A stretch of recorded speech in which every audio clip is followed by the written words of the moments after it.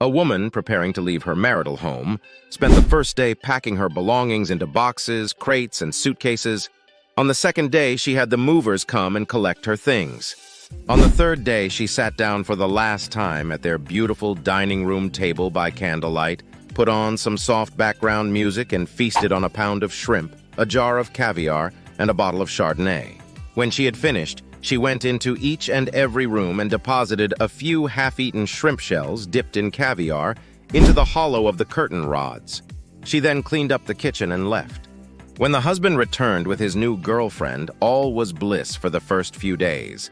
Then slowly the house began to smell.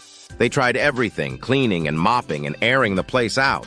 Vents were checked for dead rodents and carpets were steam cleaned.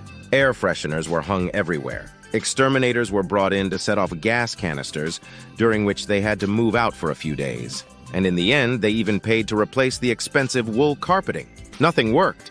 People stopped coming over to visit. Repairmen refused to work in the house. The maid quit. Finally, they could not take the stench any longer and decided to move. A month later, even though they had cut their price in half, they could not find a buyer for their stinky house.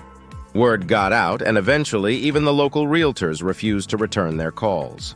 Finally, they had to borrow a huge sum of money from the bank to purchase a new place.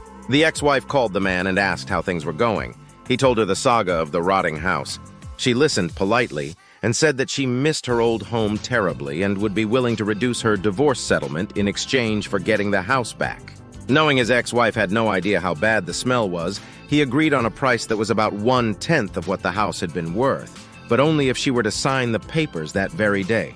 She agreed, and within the hour his lawyers delivered the paperwork. A week later, the man and his new girlfriend stood smirking as they watched the moving company pack everything to take to their new home, including the curtain rods.